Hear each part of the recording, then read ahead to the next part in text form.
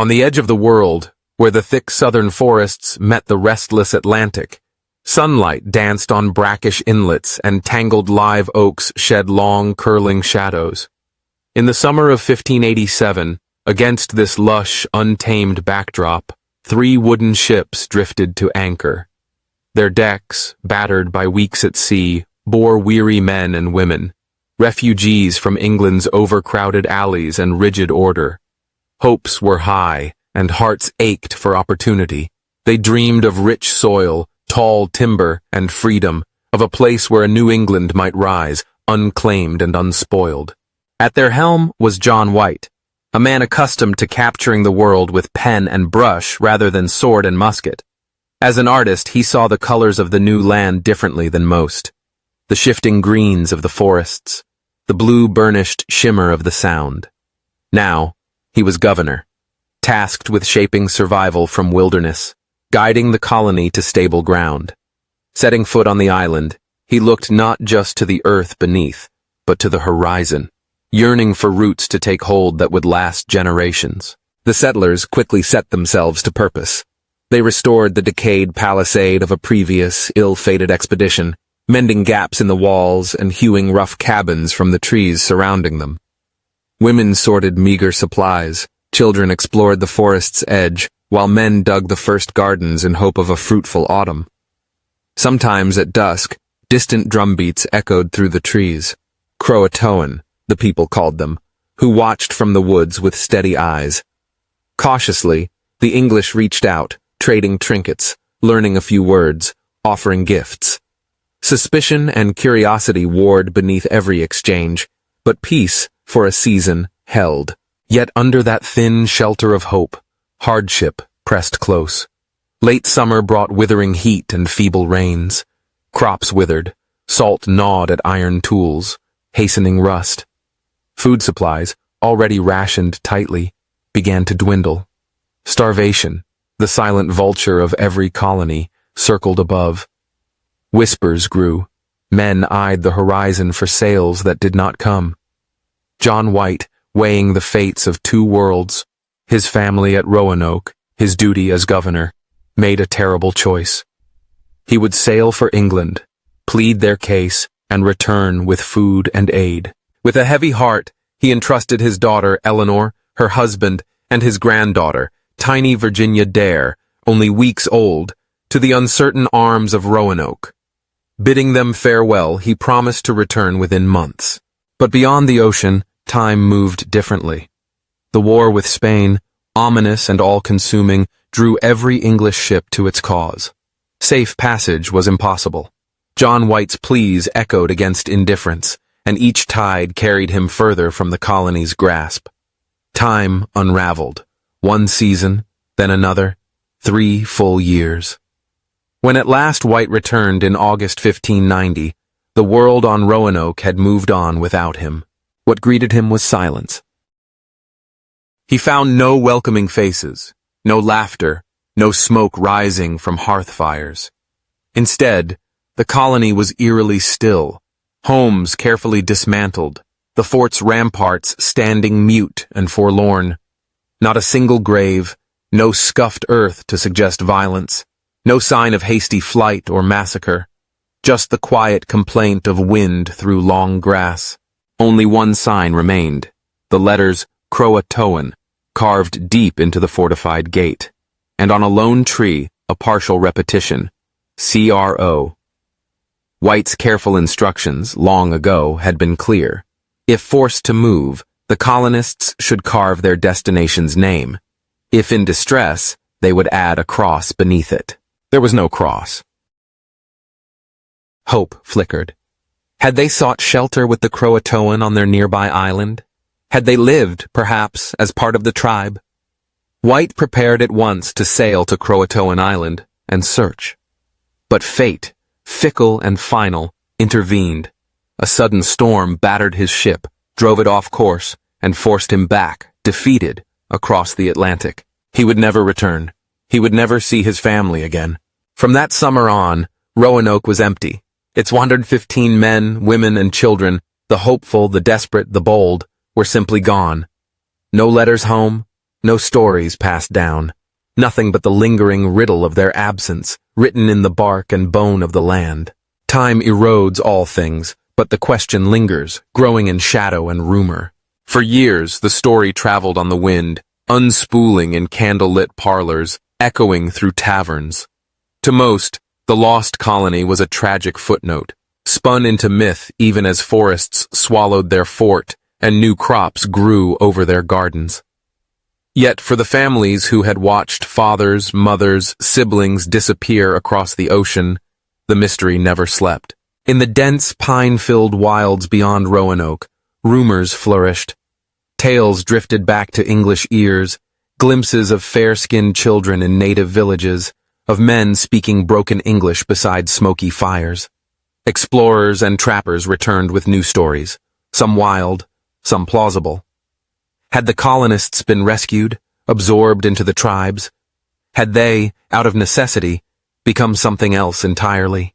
In the early 1600s, John Lawson wandered through these lands, notebook in hand. The Hatteras people, whose ancestors had once been called CROATOAN, invited him into their homes. There, in the fire's circle, he saw something strange. Gray-eyed children laughed at their games. Women wore patterns reminiscent of English sleeves. Elders spoke of ancient unions. The stories passed from lips to ears, from one curious foreigner to another. The Hatteras quietly claimed that their ancestors had once welcomed the English, even taken them as kin. Had the settlers found not just refuge, but family? Other visitors, though, doubted such tales. The stubborn silence of the land troubled them.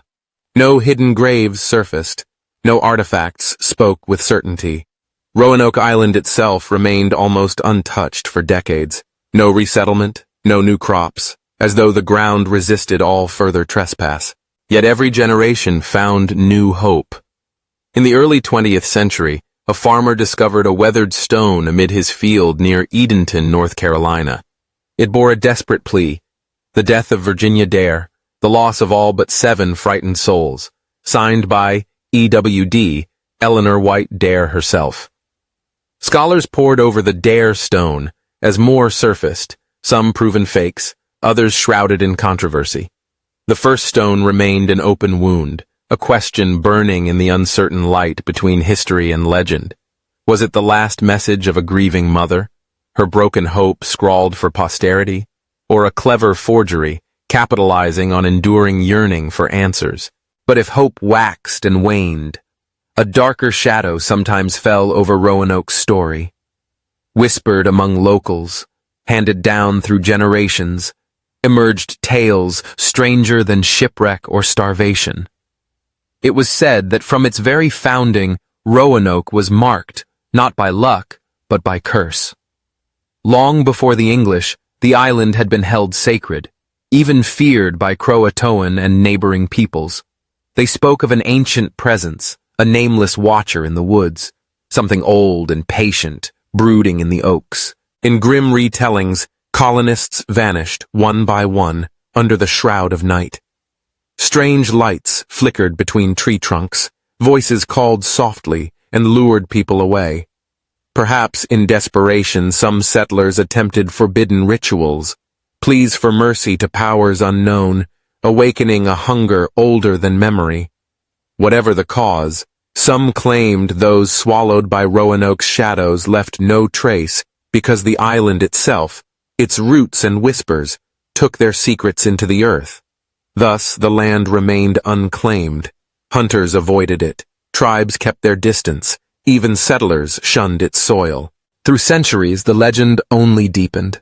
The riddle of Roanoke became a mirror for every fear and hope America carried, of beginning anew, of vanishing without a trace, of being swallowed by a wildness too vast to comprehend. Today, Roanoke's forests stand quiet, the air golden with the memory of long-vanished laughter. On the surface, time has tamed the island. Picnic tables dot the grass, markers note where a fort once stood. Children chase each other below overarching branches. But some say, if you walk these woods at the blue edge of dusk, you'll hear something that isn't just wind. A phrase, half-sighed, carried on the salt-heavy air. A single word, carved once in desperation, CROATOAN. Those who linger sometimes report voices, soft, searching, lost. Footsteps that do not match their own. Lights shimmering through tangled undergrowth, disappearing in an instant. Some have heard the faint cry of a child, forlorn and hopeful. "Mother!" They turn and find no one there. Legends persist. Some claim that on misty nights the spirits of the colonists wander the clearings, forever searching for their kin, forever hoping for return. Others simply sense that something is waiting, watching from the shadows, shaping the very silence.